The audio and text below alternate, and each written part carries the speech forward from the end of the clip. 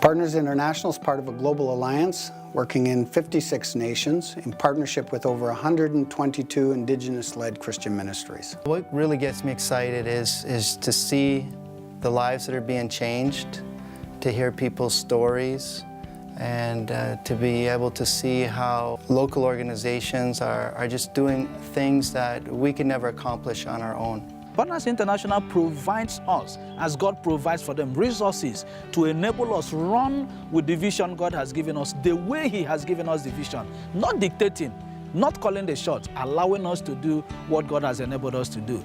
That is unique. One of the most unique aspects of working with partners is to have a body of friends come down from Canada who would listen to our vision and come alongside us and help us to accomplish our vision. One of the things that makes us different is our capacity to identify the right partners. There's a lot of people trying to do partnership, there's a lot of people doing a lot of good things out there, but really working with the right people who have the right motives, right skill set, really brings it all together and brings powerful change. Partners International is mobilizing Canadians to come alongside Mahima Home and support my work financially, through prayer, and basically to create a space where you can be advocates for the issue of human trafficking, because finally that is something that creates pressure on my government and impacts policy change in my government, which will bring an end to little children who are being bought and sold every day, and that will come to an end. For Partners International, sustainability and sustained transformation is key. We're about change, we're about transformation, and we work intentionally in the hardest parts of the world. When we work with children, we also work at making a difference in the community. Whether it's working with training of individuals, it's always community focused. And the transformation is one that is in many ways a very holistic transformation. With their training in sewing, tailoring and embroidery, it's actually providing them jobs that are sustainable, and they are in full-time employment, earning and being able to live on their own independently. So that is what is amazing. When they come out from secondary school, they should be able to do something that will enable them to live a dignified life. That is our goal, and that's our passion. The local ministries, local people are going to be there. If war comes, if disaster comes, if changes come in their family situation, they continue to be there and minister, and that's what it takes to bring change.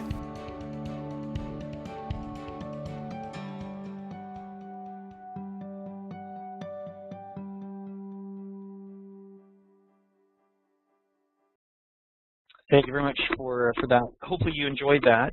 We're making a commitment this year to try and just be more connected in a sense of bringing our partners and the great work that they're doing to just our amazing Canadian donors more and more frequently, and hopefully in ways that that you like to consume. And video is going to be a key component in that for us this year. And so we're trying to place more and more videos as we're building these online at our new website, partnersinternational.ca, as well as on Facebook. So hopefully you can enjoy that. And we're building our YouTube channel as we speak as well. So thanks very much again for joining us this evening. Just a couple of reminders again. If you want to submit questions, bottom right-hand corner of your screen, you can type a question and you can send that into the panelists and the hosts, and we'll try to answer those as we get moving through the presentation. The focus this evening is regarding Good Friends of Nepal. So we have a good update in terms of what we're doing in Nepal holistically, as well as an urgent update around a critical need that we have regarding one of the orphanages that Bimlal and Good Friends of Nepal actually operate in Nepal. You can see a picture here on screen. This is actually Bimlal, third from the left, in the front row with the tie, the smart-looking gentleman there, and his wife to his left, our right, and that's Kalpana. And just a wonderful couple that I had the opportunity personally to meet last year when we were over on a discovery trip, seeing firsthand the work that they're doing and the lives that they're impacting. And the group of young ladies behind him is one of the harvester classes that graduated, and we'll talk a little bit about that towards the end of the presentation. So one of the things we're going to do right now is we're going to switch gears, and we had hoped that Bim Lal himself would be able to attend the webinar today live. Unfortunately, we ran into internet connectivity issues, but we had a backup plan, and lucky for us, our Director of International Operations, Mr. Dave Hunt, was able to catch Bim Lal yesterday evening, and they were able to put together an interview. And it's a really amazing interview. The quality, unfortunately, is a little poor, but we've got subtitles. We just ask that you try to bear through. And it's amazing in terms of the sort of how Bim Lal articulates the situation and the urgency of the need and the amazing outcomes. So it's an amazing story. So we're going to switch to that right now. And this is an interview between our Director of International Operations, Dave Hunt, and the leader of Good Friends in Nepal, Bim Lal.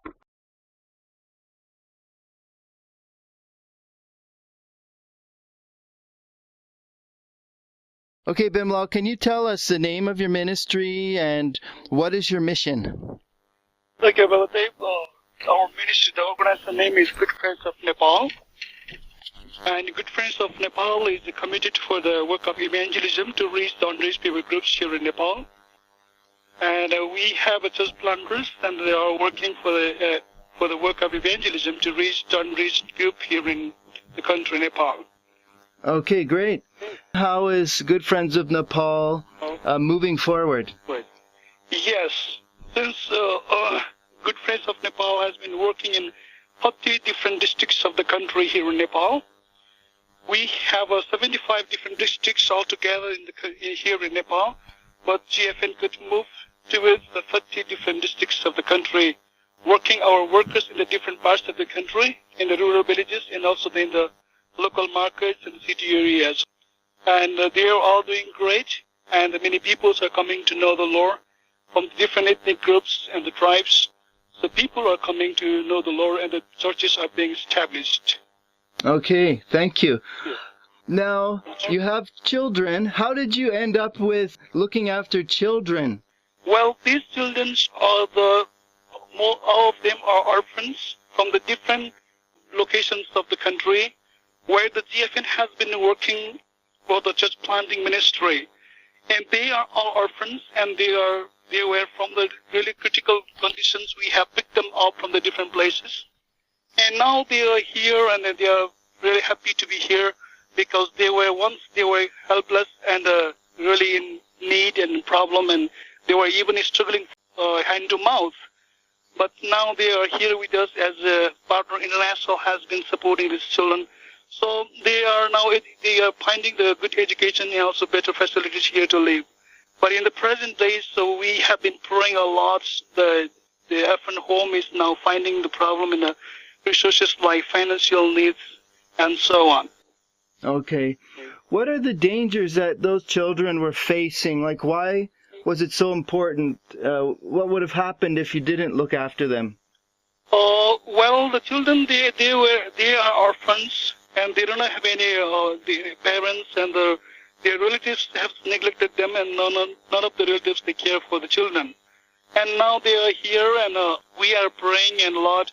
And now, as we have a limited budget, and we are struggling for the budget, and the dangerous things that we are really afraid is that if we could not continue to help these children here in the new Vision Orphan Home of Good Friends of Nepal GFN Ministry, under GFN Ministry, they would be forced to go back to the street, definitely, because they do not have anyone to take care back in their places.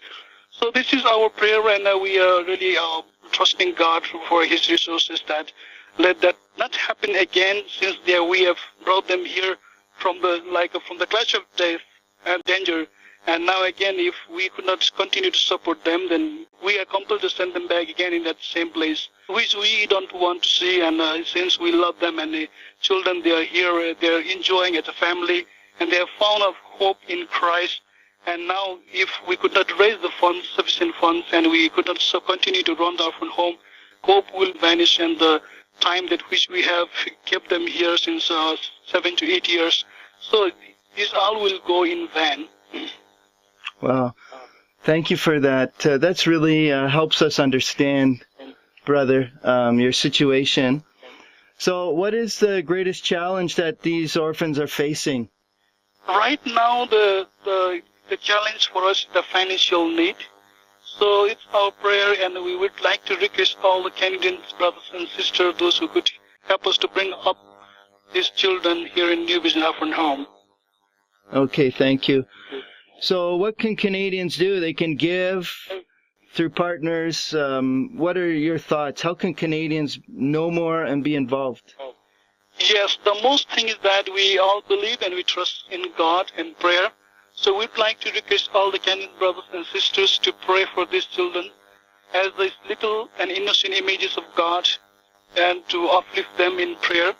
And secondly, we humbly ask for their handful of offering and the financial resources. They can share the resources to these children so that these children may find a future and the hope. Thank you so much. Bim, just before I go, maybe just let us know again your own personal family. And I'm married and I have a wife. Her name is Kalpana. And Kalpana, she has been always good to me in the ministry. Also, she is mainly focusing onto the training center, working as a training coordinator, and guiding the other staffs in the training center. And also, she cares for the orphan children here with Samita, the one who works in an orphan home as a manager. And also, I have one daughter.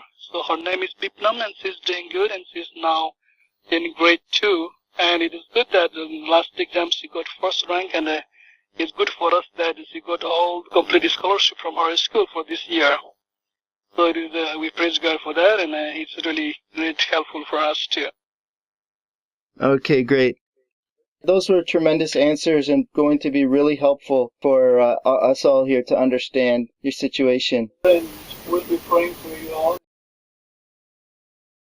I hope you enjoyed the interview there with between Dave Hunt, our Director of International Operations, and Bimal. Bimal is the leader of Good Friends of Nepal, and just some amazing. Hopefully, you took away some amazing thoughts, provoking thoughts there, and Bim has an amazing way of reflecting on the children that are in his care. And one of the things he said that really impressed me was how he was talking about the children and talking about them in terms of God and his little and innocent images of God. And I just thought that was really touching. We've had a few people join since the presentation has started. And again, I just want to remind folks that you can submit questions down on the bottom right-hand side of your panel. Just type your question right in and click send. We'll put that in queue, and we'll get to those questions as soon as we can. We do have a couple coming in here, so I'm just going to quickly go to the first slide, and then I'm just going to take a pause, and we'll actually answer a few of those questions right now. So for those of you that don't know too much about the country of Nepal, population is about 31 million, so just a little bit, almost the same size as Canada by population. It's reported that it's the 5th poorest nation outside of Africa. So there is a tremendous amount of economic strife in the country, which has largely been destabilized by a government that, while it's democratic, it has not actually sat in parliament for over 3 years. So it's a very fragmented government and has led to just a tremendous amount of instability within the country. The predominant religion is Hindu, and I would say in terms of the places that BIM and Good Friends of Nepal are working, in keeping with our mission, they are tending to work in very remote and difficult regions within Nepal. Some of the things then that characterize the ministry overall, it's a locally led ministry. BIM himself is from Nepal. They've been a partner, Good Friends has been a partner since 1999. And they have a particular focus in church planting and community development in rural villages.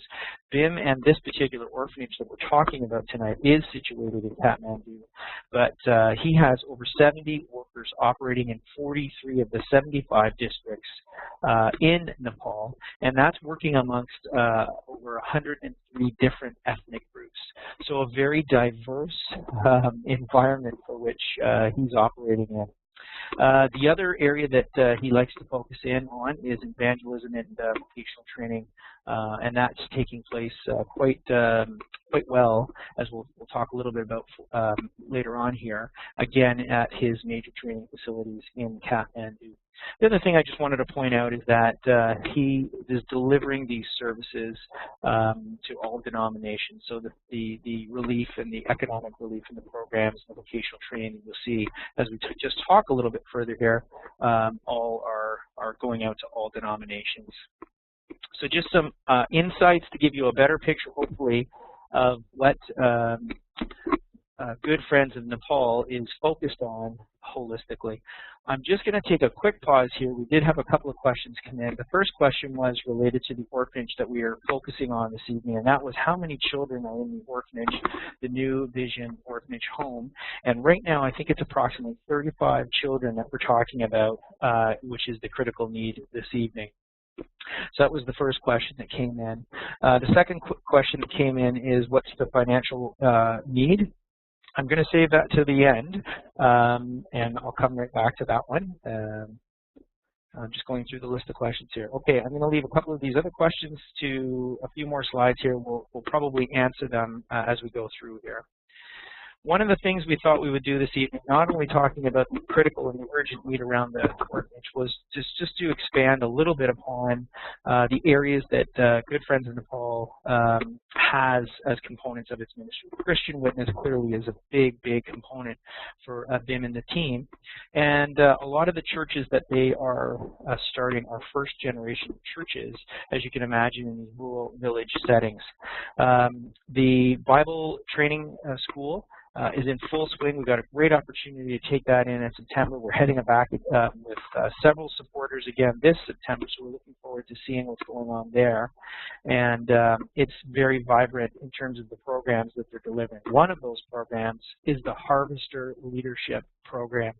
And this is a 6-month program for men and women where they receive discipleship and community development training, and not only just bringing the gospel into these remote villages and with hope, etc., but they're also getting vocational training, so they're bringing practical skills back to the villages as well. Since 2005, they have exploded in terms of number of churches from 45 to over 200. And one of the things that BIM likes to say is Canadians are welcome.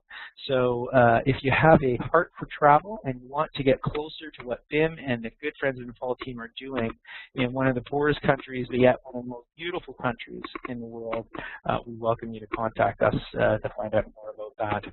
You can see some of the pictures here of some of the rural context of the churches and the beautiful people. And this last picture here is actually one of the training sessions that's taking place at the Bible Training Institute and part of the Harvesters program. The second area that we just wanted to call out this evening is what he's doing in terms of education and community development. One of these areas is economic assistance to needy families, and this can take various forms. One of them is vocational training, and you can see sewing is one of those such programs. There's approximately 4 others that he offers both to men and women. So again, practical skills can be taken back into their village context. The other one is an animal enterprise program. And this is a means of creating some economic wealth. And it's amazing we can think in our context that a goat, what kind of impact can a goat have in a person's life? And having seen it firsthand, I can tell you it can be actually a profound impact, and in the simplest of ways restores dignity and gives actually a means of financial income in terms of milking and breeding, etc. In some village contexts where child trafficking has taken hold because of the poverty, sometimes the animal enterprise programs can help alleviate some of the issues around child trafficking because of the economic relief that it provides. Let me just see, we've got a couple more questions here. Yeah, we're doing good. Okay. So the last area, just as we get ready to sort of wrap it up here, we want to stay on track and honor your time here this evening, is what we call sort of a health and wellness area. We're talking specifically this evening about one of the 2 care homes that Good Friends of Nepal manages. This particular one that we're talking about tonight that's in critical need is actually based in Kathmandu. But Good Friends of Nepal runs 2, and we also offer a Sponsor a Child program to support the orphanages and the programs in the village. And this picture that you see online right now is actually taken from the New Vision Orphan Home that we actually had the honor of visiting last year. And these children getting ready for the dinner meal, and not very elaborate in terms of settings. And the 2 women that you actually see in this picture are widows. They're part of the Elderly and Widows Support Program, and these particular 2 widows have been taken in to the orphan home, and they actually help with the care of the children. Incidentally, with widows in Nepal, very often after the husband's death, they're made destitute, almost discarded. So the current Good Friends of Nepal program for elderly women and widows currently supports approximately 50 people. One of the things that I did want to mention as it pertains to the New Vision Orphan Home is just a couple of really quick stories about how children actually arrive and have arrived at this particular home. Bim had shared with us that one little girl was found in locked up in a one-room house after her parents had split up. They left the village. They had left the girl abandoned, locked up in this one house. So Bim, through his team, had went in and rescued this girl. Another small child was left at the doorstep of a local church one evening. As Bim and the team's reputation starts to grow in the community, we can see that more and more people are coming to him with need, and in this case, in this particular need around the orphans. Incidentally, one of the questions that we have here this evening is how has the orphanage gotten into financial trouble? One of the things that I would say is the orphanage did start about 7 or 8 years ago, and again, because of what Bim was doing and his capacity and the number of leaders, etc., that he was building in the community and his reputation, the need started sort of organically growing. And Bim, with the spirit of who he is and his team, and just God putting a burden on his heart for these young children, went out and literally just started taking these kids in. Partners came alongside sort of simultaneously with other programs, and on faith we kind of come alongside him to try and find the funding over that period of time. One of the things that unfortunately happened, we had to move this particular home from a rural setting to Kathmandu, and in part that also drove the costs much higher in terms of operational costs. So thank you very much. That question looked like it came in from Brent in Toronto. So thank you, Brent, for that. Let's see if we've got any more questions here. One question is coming in from, it's like Stouffville. Has Bim Lal ever been to Canada? And the answer to that is no. Since 2006, we've been trying to get Bim Lal a visa to enter Canada, and the consulate in India has continued, the Canadian consulate has continued to deny him entry or a visa to Canada. So unfortunately, we have not been able to get Bim Lal to come to Canada to personally start developing relationships with Canadian donors. And clearly, that's sort of a tough spot for us to be in, because we know that people love to meet one another and build relationships, and quite often that's how long financial sustaining relationships are born.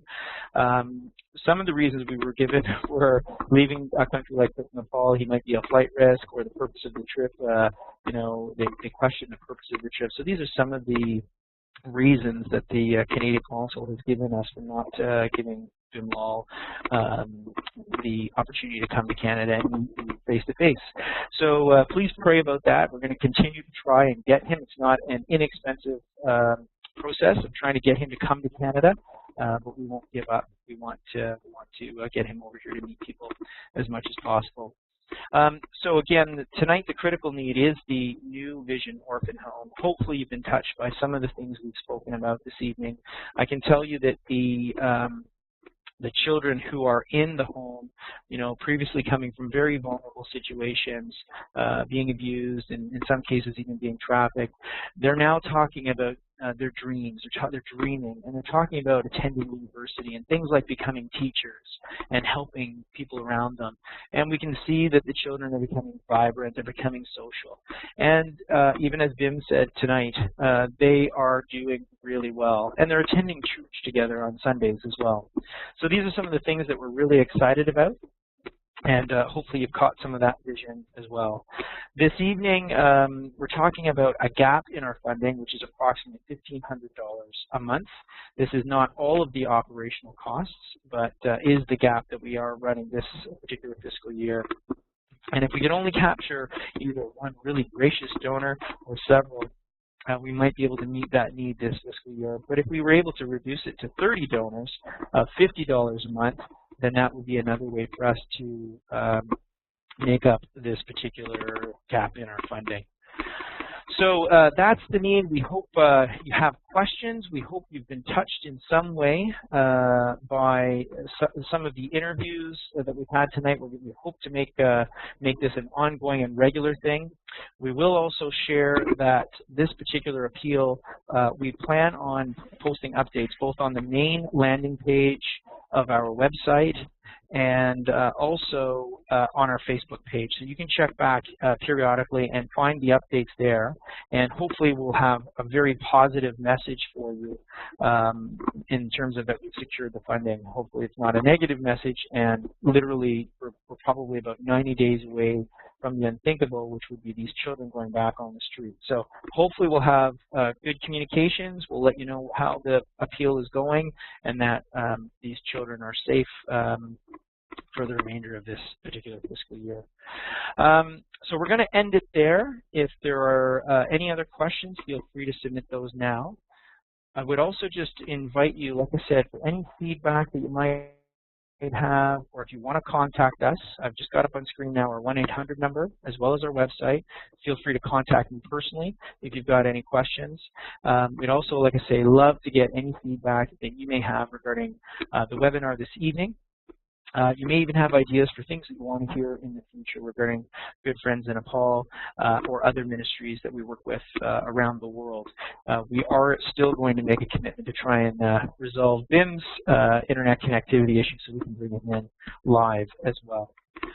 So I don't know that we have any further time remaining. There are a couple questions that we'll get to. We'll respond to those folks personally. Thanks so much. We want to honor your time. We're coming up on 7:30 here. So thanks again. Please pray for Bim Lal and the team of Good Friends in Nepal. And please pray for the children, that we can continue to protect these children as we move forward. So thanks again for your time. God bless, and have a wonderful rest of your day.